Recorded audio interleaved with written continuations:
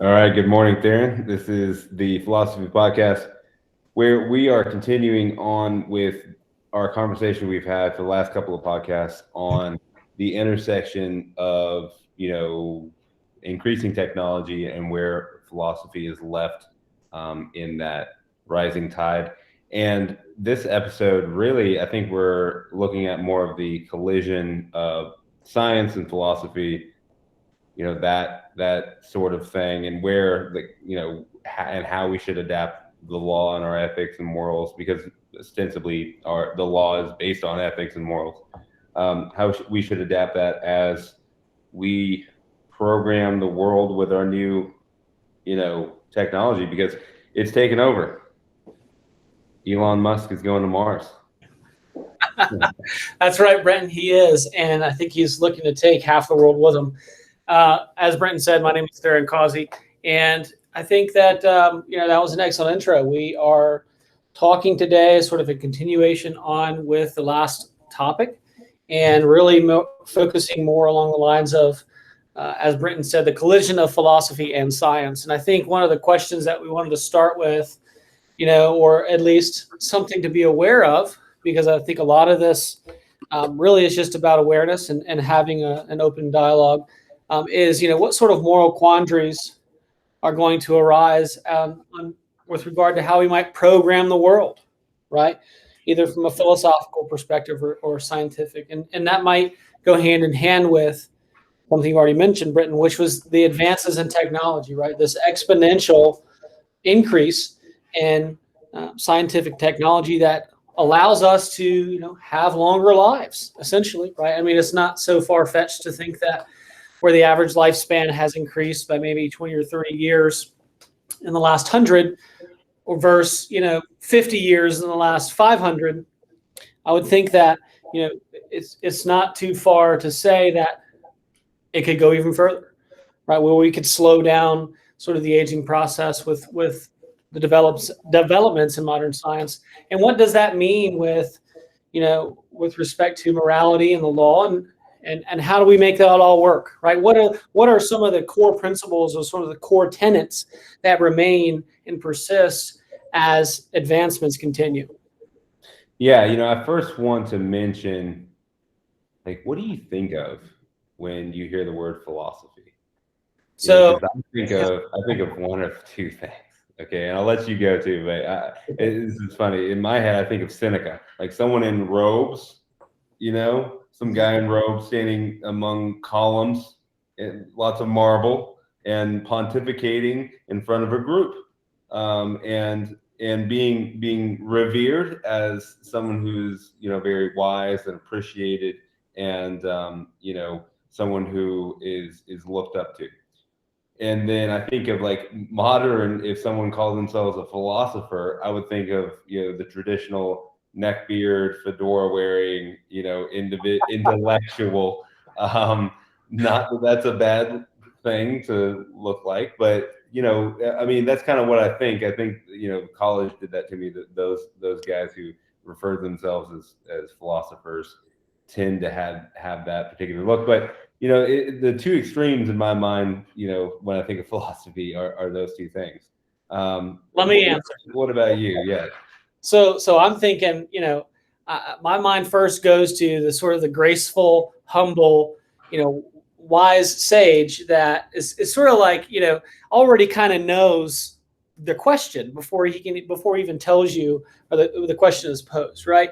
He has the answers, but maybe sort of, I think also in maybe some of the ways of like the Buddha, where you have this master, right, for people that would follow sort of the Zen way, and they might give you a riddle to solve, but by solving through that riddle, or by working through it, you sort of reach that enlightenment. So that's one of the first things that comes to mind, is sort of maybe not the flowing robes, but the the nice, quiet, humble, graceful look on someone's face that's at peace and has at least attained some sort of enlightenment.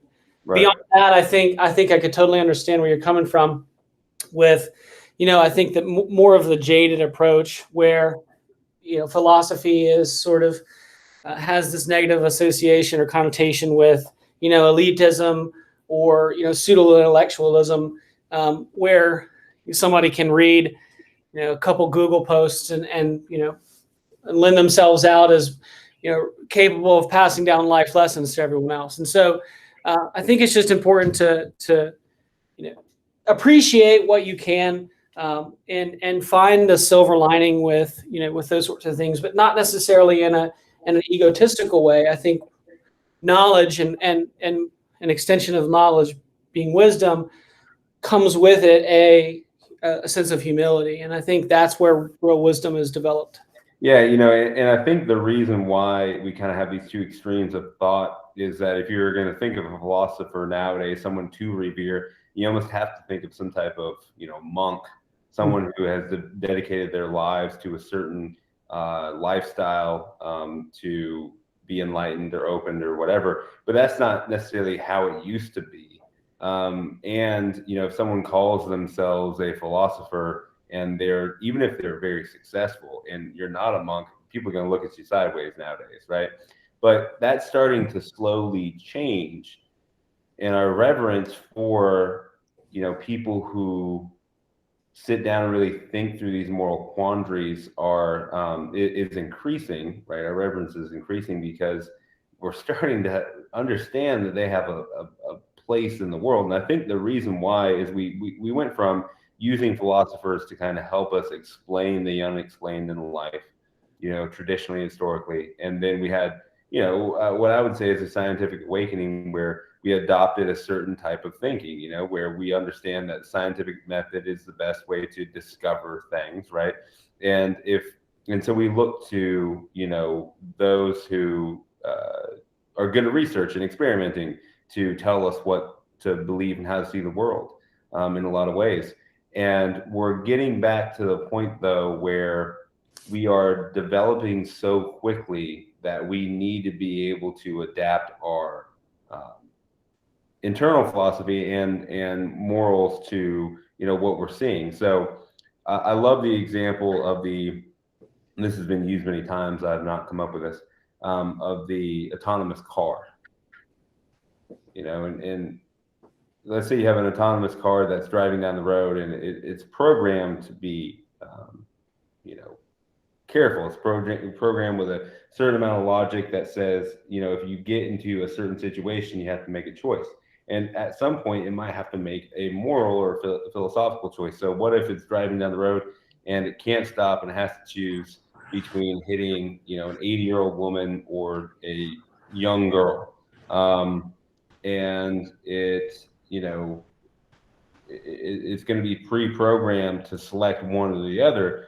Which one should be, the one that gets hit? How should we program that? And it takes a philosopher, someone who is willing to, go through the moral quandary to make that decision. And as we evolve technologically, we're going to have much more decisions to make like that, other than just, autonomous cars. So I think what you're talking about and what's making up what you're getting at, I think the point is that there are logical, implementations which are derivatives of the capacity for critical thinking. Okay, and really, philosophy is a foundation, if not the foundation, of critical thinking. Okay, but beyond that, it's also something that it can do what science can't. Right, science has limits. We sort of think, and I think are more disposed to think of the world in a scientific way, based on the scientific method and the process.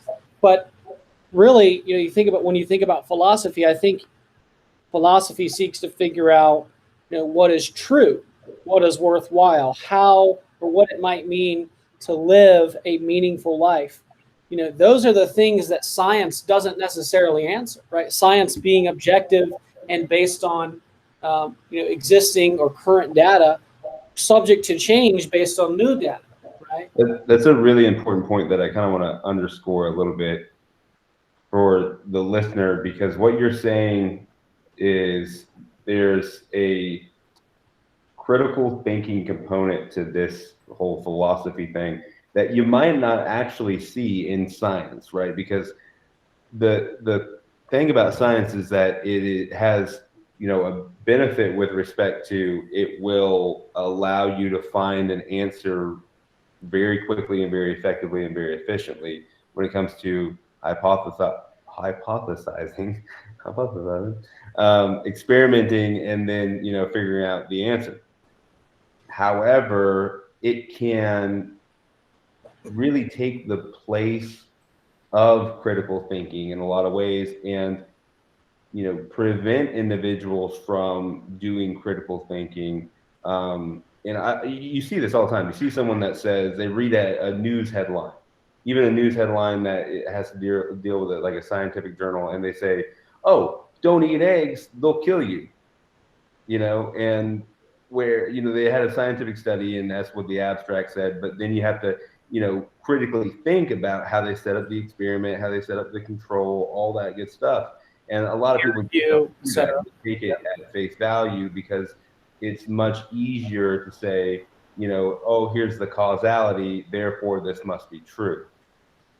And I think that that's an excellent way of really saying, without saying, that philosophy now is more relevant than ever, because you have this proliferation of information across the internet, right? Readily available in your pocket through your phone. And what that does is it just cuts out the need, or an obvious need, for you to, you know, use your critical thinking abilities, right? If I have all the answers, or what I think are all the answers right here, I don't have to do any thinking, and I don't really have to check myself, right? And I just get, and then we have this almost like baked in with generations coming up. Like, what's the answer? Here's the answer. Right? How hot is it outside? Well, here's the temperature, right? Well, those are certainly binary facts, but science can't. Science doesn't.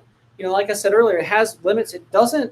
It's incapable of determining, you know, human values, right? Human motivations, the why we might act morally or immorally. Also, the traditional scientific method has lots of limits because there's lots of things that cannot be tested.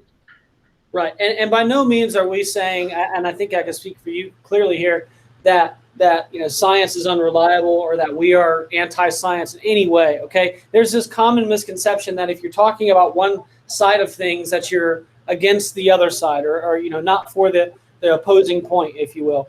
And that's just simply not true. We as a society need to move away from that. And so there's a tendency to think that, you know, like, I disagree, and that's it, right? But it is important to note that you have to, part of critical thinking and the whole idea of what we're discussing today is your ability to take something, pick it up, spin it around, and look at it from different angles, right? And that's important because that gives you a fuller understanding and appreciation for what that concept is. And that's science, by the way. I mean, that's true science. If you're a true scientist, that's what you are. You are objective. And to be objective, you have to be skeptical. You know, and it's counterintuitive, but if you're so convinced of your hypothesis in the first place, then you're just going to figure out any way to prove it. And that's not true science. That's not objective science. And that's going to fall apart. Now, saying that, science still can't tell us, explain to us why we might seek happiness over misery, right? Or as one author wrote, and I quoted this, we cannot create an experiment that tests the nature of truth or the obtainability of knowledge. Right. I like that. Right? I like that quote. But I mean, that doesn't mean that science doesn't have a place. You know, it has a huge place in our society. I mean, it's got one of the biggest seats at the table. Okay, but I think part of what we want to discuss today and sort of at least highlight to some extent is that, you know, that's not at the expense of any sort of philosophical underpinnings, right? We have this. We need to maintain an emphasis on philosophy at large, because those are the things that teach us, you know, whereas science teaches us how we might live longer, philosophy teaches us how we might live better.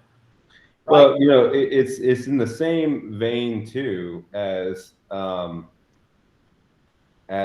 know, science fiction with respect to science. Science itself can be very restrictive and therefore restricting in creativity. And so therefore science fiction becomes science fact because, you know, it allows somebody to think outside the box, create this, you know, science,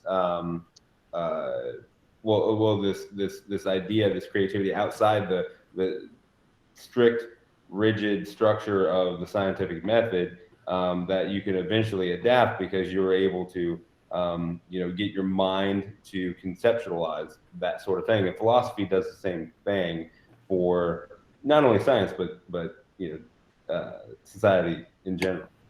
So I like the idea, you know, sort of the steps in the scientific method, you know, and you have the thought of it, everything begins with a question, right? There's curiosity, and then beyond that, you have, you know, some sort of research.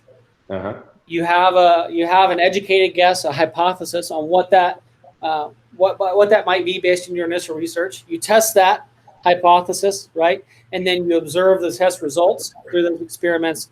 You analyze the findings. You present the findings. So that's the scientific process in a nutshell. And my thought is that somewhere in there, right, the theory.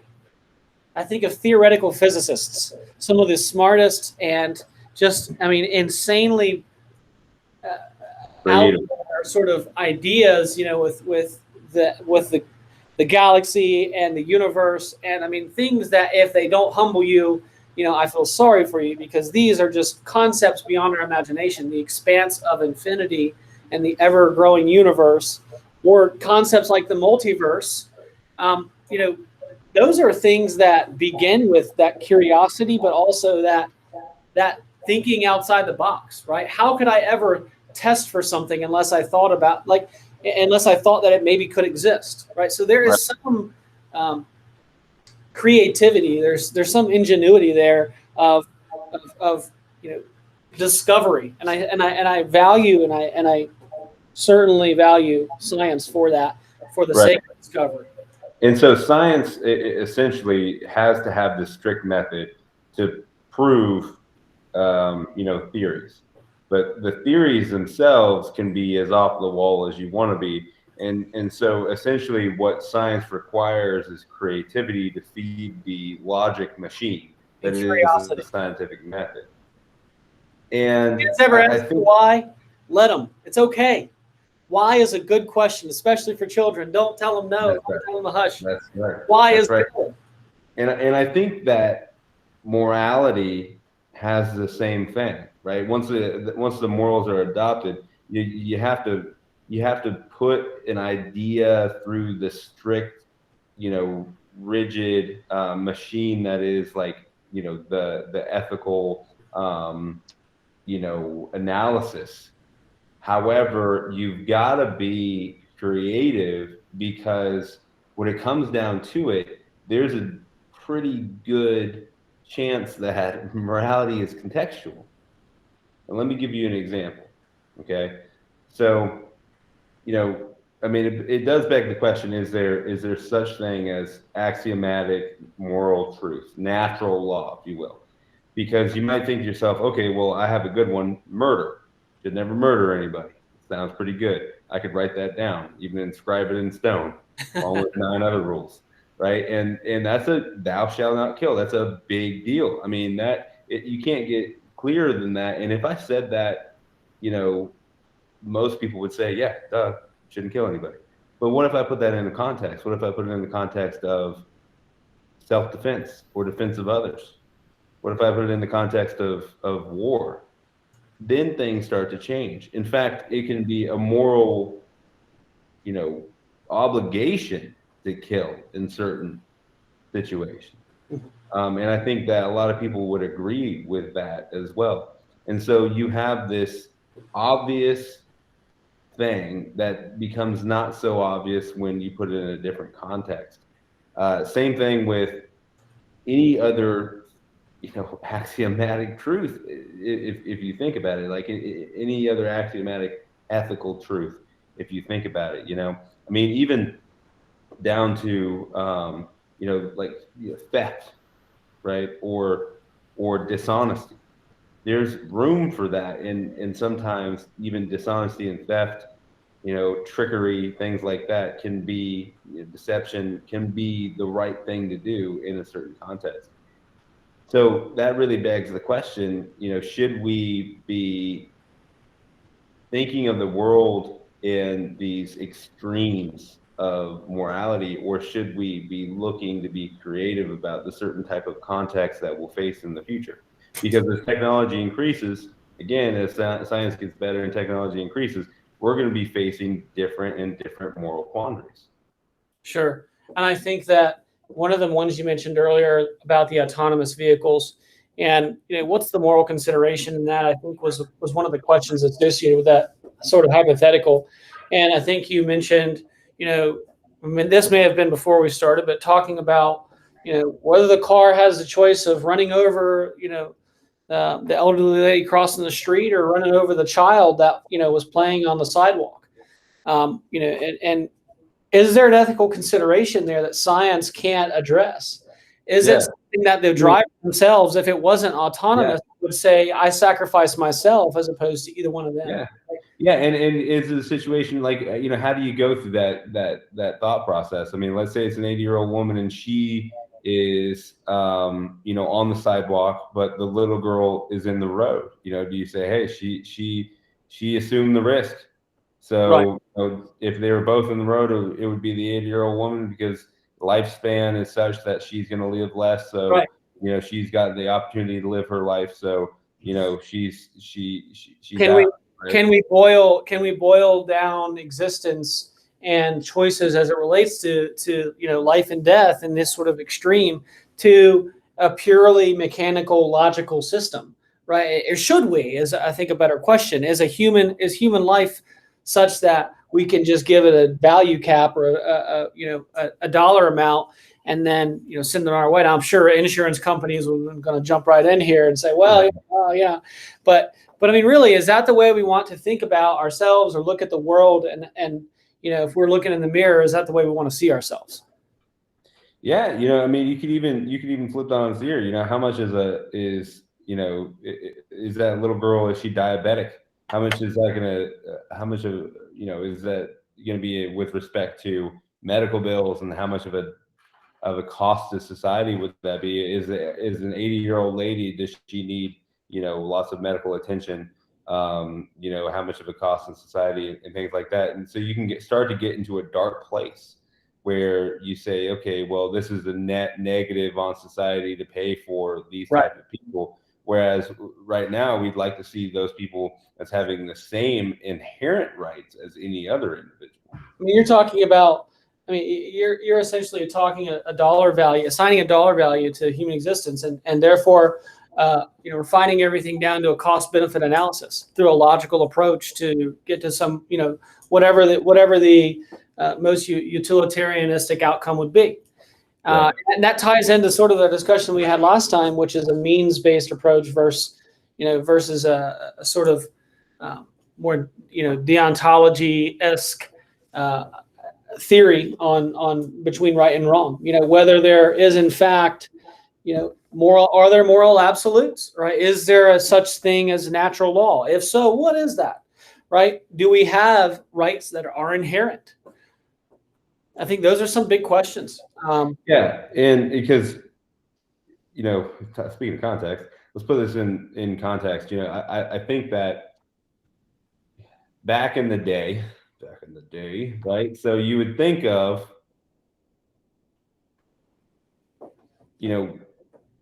law as something that sprung forth from this inherent truth that everybody just kind of was born with, and that's how they treated it in a lot of ways. A lot of legal philosophers were just like, well, duh, like this is obviously the case, like men are superior, or this is obviously the case, like you if you work the land, it's yours, or whatever it is. The king is divine, and these things that we look back on and we're like, that's pretty dumb, but it was natural to them. It was what they considered to be natural law. And so, today we might think of, hey, that we have inherent rights. there are things that naturally people are born a certain way, and they should have all of these rights. But will we look back upon ourselves in the future and think to ourselves, well, that was dumb?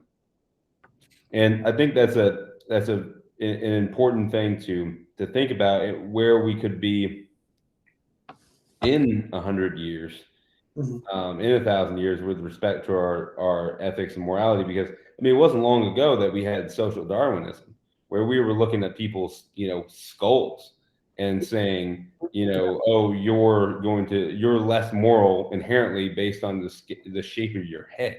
Sure. So we can see, so we have examples throughout history where science hasn't really done us any favors, right? What we thought was something that could be reliable, again, was something that was, maybe the predicate to, following abuse or, exploitation or discrimination, right? And had no grounds. So I think that, again, we go back to the nature of the objective nature of science, which is really that it doesn't care, right? If it can care, it doesn't care, because it's only giving you what it can. Should it care? And there's no subjectivity involved there, right? It's just I'm going to spill my results to you, and then you can take it and feel whatever way you want to feel about it. Doesn't really matter to me, because I don't deal with feelings, right? That's science. But feelings are nonetheless part of, or rather, I want to say feelings like, touchy-feely, like, I feel emotional, right? Not necessarily like that, but just thinking about human beings as emotional creatures, because we are, whether we, act on those emotions or can control those emotions, or controlled by those emotions. Those are things inherent with human beings at large. And I think sort of the question becomes, can you acknowledge and therefore rely on, unilaterally science as your sort of decision-making process that guides you through life, knowing that it is fallible and subject to, the changes based on new information? Or do you have maybe this mixed sort of approach between the natural law, which is really just, the fact that values are intrinsic to humans, and they're based on, whether it's based on your God or nature or reason generally, right? So, so that sort of mashup, I think, and it's not something that's clean and nice and neat, right? I mean, one of the great things I think that's so attractive about science is, man, as messy as it might start, we can really refine it, and we can make it so nice. I mean, look at this. If you've ever been used an Apple product or gone on the Apple, used their UI, that's one of the biggest things is people talk about, wow, how nice and user friendly is this, right? Super. Right. I can just touch a button and then all these things happen. I don't know what happens after I touch it, but I know it works when I touch it, right? It's so nice and neat and organized, and man, that makes me feel good. Whereas, wow, if I'm thinking about my emotions and I'm thinking about, my ego self, my ego within, that's a hard thing to do, especially if emotions aren't something I normally deal with, right? Or I make it a point to push them away. And I'm thinking about, sort of that mashup, and it makes me feel a little bit uncomfortable, right? When I'm thinking about emotions and how that might play into my decision making. And I'm not talking necessarily about acting rash. I'm just talking about, having that humanity involved and employed when you're considering how to solve a problem. It's not always a linear approach. I mean, there's plenty of times that it will be. But I think, the autonomous vehicle and, having to make a call versus on a cost benefit analysis is a good analogy to how that could play out with rapid advancements over time, and where that leaves us in some sort of dystopia in the future, right? When we're thinking about, the skies are dark, that's sort of that Matrix approach, and it's all raining and everything. There's nothing but skyscrapers, and people are locked into the VRs, right? Because real life is horrible at this point. Right. So, Yeah, and I think that begs the question for me is if morality is contextual, because you think about living for 1,000 years, 1,500 years, if science could do that for you, would you be like, it sounds great, but at a certain point you think, man, life is different now. And the morals I had when I was, 80, 60 are different when I'm 1,000, or the morals that the world had. And I'm not okay with that because I still have a certain moral compass that the world is no longer. Well, what's the value of life, right? Where life is essentially infinite. The value of life, I would expect, would decrease, right? If you look at any sort of sci-fi or maybe like a fantasy type movie, and that entertains the idea of eternal life, whether it's vampires or whatever, there's always sort of this feeling that is a curse, right? You might think it's a great idea at first, but it becomes something to where, like, there is hopelessness. There is no point in getting up in the morning. There is no value to doing the next day because the next day is always there. Right. And so this is something that I'm really glad you brought up, because we pointed out in some previous episodes about how life is now valued societally. Human life is now valued more than ever. But if you have an indefinite number of days that can span beyond the normal lifespan, then the value of human life, could be diminished by the fact that, well, it seems less valuable because you're around so long. And in that vein of thinking, if we go from a critical point of saying we value human life the most as society in 2021, and then it starts to go downhill from there, then the future could look different, where we value human life less, just like we did back in the day, right? So back in medieval times, for example. So if we're thinking about that, it begs the question: is morality, is it cyclical? Do we go through millennial cycles of, and will we go through millennial cycles of morals? Because you see that from generation to generation on a micro scale. And what I'm talking about is a macro scale. We've allegedly never had technological advances like we do now. I don't know who built the pyramids, but whatever. But we've never had technological advancement like we have now. And so in the future, just because we have the technology now doesn't mean we'll be as woke as we are now, right? So right now, you see generation to generation, you have these cycles of certain morals. Like, I am nothing like my parents as far as like my beliefs generally. Sure. And they were a lot different than their parents. Sure. And you have these certain values that fizzle out, these certain values that come about and are really strong, and you can see that just in our immediate history. So what is that going to look like over the course of a millennium?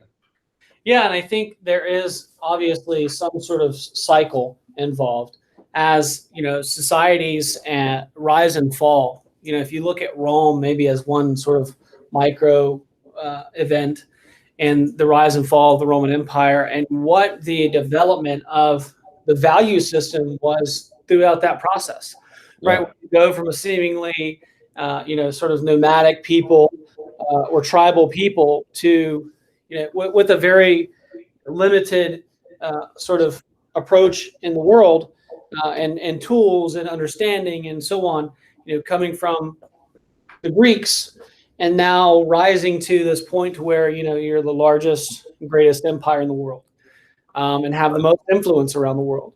And that's a small scale version, I think, of and there's all sorts of different examples. But I think with the rise and fall of societies generally, you're going to have these changing sort of ideals, these changing philosophies, and the way that given the advancements in those societies or at large in the world, that's also going to have an influence as well.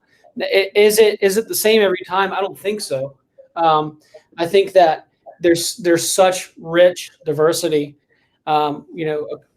across the globe, and part of that is related to the geographical, relationship that peoples have, right? Maybe isolationism for a while that kept, China or Japan, sort of old school until it was modernized with visitors from the West.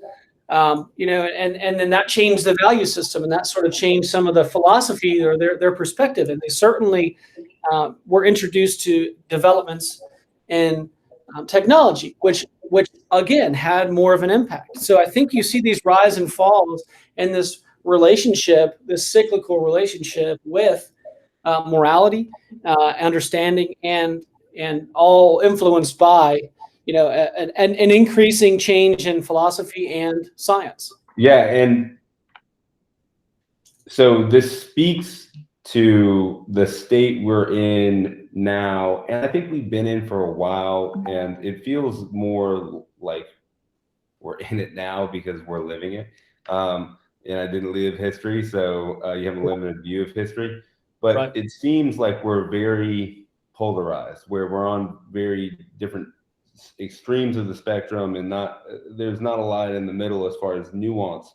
And I think that's a very scary position to be in, and to have society generally on one side or the other in extreme positions and not be open to other things. Because if we're so absolute in our morality, you have moral absolutism, and you try to force that on other individuals, then that doesn't give room for that understanding that morality is contextual. And as we evolve, we should also critically think about how our morals should evolve with our society.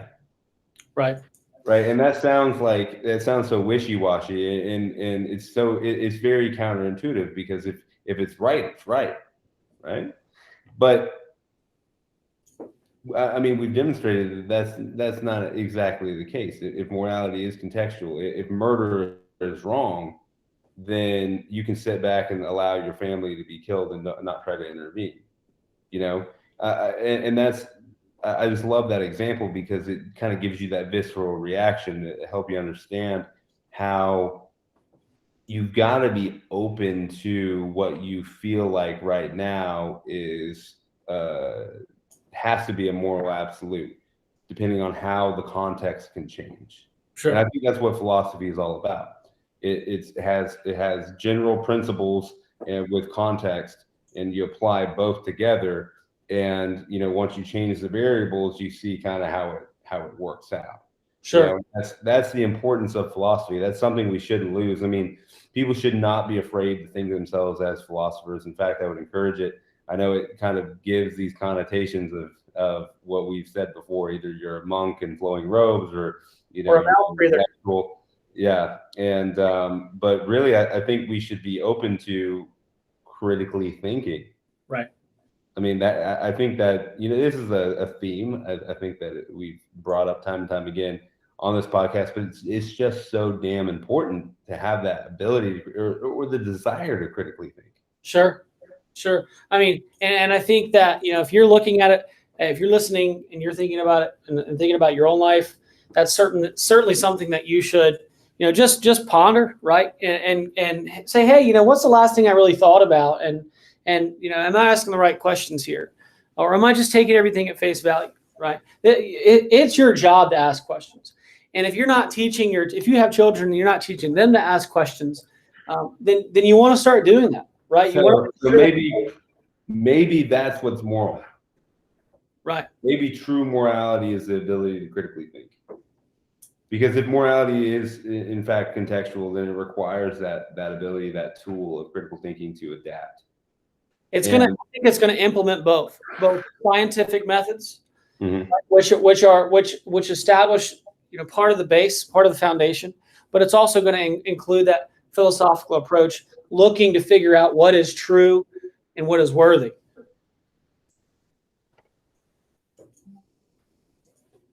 I like that. You can just drop the mic now. what's true, what is working. I like it. That's what it's about. Yeah. It's that matchup, and from that matchup, I think we get the best result. It's not always the cleanest result, but it's something that's man. If it's worth your time, if there's something worth your time, that's it. Yeah, I agree. I agree. So I think that this has been an incredibly constructive conversation, and really, I've wanted to just beat this dead horse on 3 episodes and apparently you know what I've been kind of thinking about, you know, but this is what this you know, podcast is all about, is really thinking through these questions, and I really appreciate you doing with me. Hey man, you got it. Absolutely. Thank you for your time today. Yeah, man. I got a client coming in, so I'm going to take that and blow their mind with some moral quandaries. Very good. Roll with it. I'll see you, man. All right, see you.